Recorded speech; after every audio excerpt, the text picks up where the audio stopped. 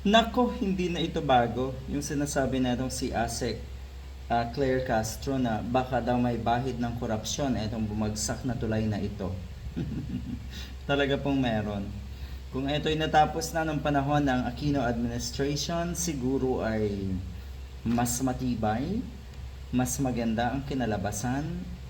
Ayan, nauna na kasi ang yabang na itong mga alipores ni Digong.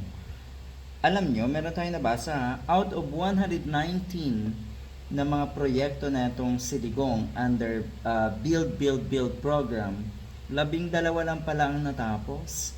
At ang isa doon ay eto nga, bumagsak. Pero tingnan natin, nagsalita na rin ang Malacanang na dapat talaga ipaimbestigahan ito, lalo na po yung contractor. Eto, pinangalanan na ni ASEC Castro ang contractor. At wala pang statement tungkol dyan. Siyempre, dapat nilang panagutan din yung mga nabiktima or mga nasawi dyan kung meron.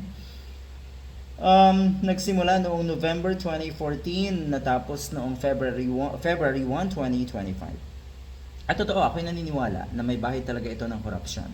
Dahil ang sinasabi nga, at most, or at least, sabihin na natin at least ha, ibig sabihin tataas pa doon, at least 40% kadalasan ang nawawala sa pondo ng mga proyekto dahil sa kickback, dahil sa pangungurakot.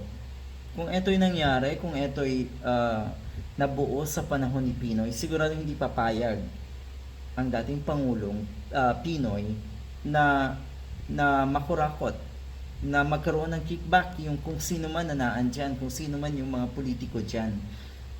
Malala talaga.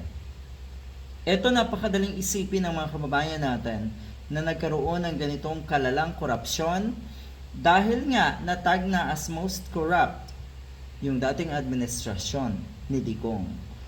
Kung may bahid man ng korupsyon sa nangyaring ito mula pa ng 2014, ako'y naniniwala na malinis dyan ang dating administrasyon ni Pinoy. Hanggang sa ngayon, kung meron man, hindi talaga pwedeng hindi managot. Mananagot dapat.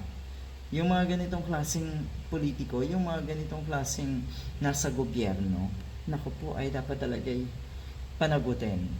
Ang tanong pa rin siyempre ng mga kababayan natin, nasaan na yung mayabang dati na DPWH Secretary? Malala, matindi nilang ipinagyabang ito. At kahit si Digong mismo, diba? Sabi nga ni Digong, ito daw yung kanyang panlaban. Na ang totoo, hindi naman talaga siya ang hindi talaga nag-originate sa kanya. Ito kasing proyekto na ito, alam natin, ay nag-originate under the proposal of Aquino administration. Siyempre, inagaw agad ng kauupong Pangulo noong 2016. At yun nga, ipinagyabang agad na Tatak Duterte daw ito. Yan ang masaklap.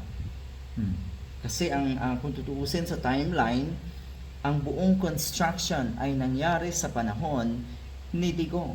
Kaya sino ang dapat managot? Alam na.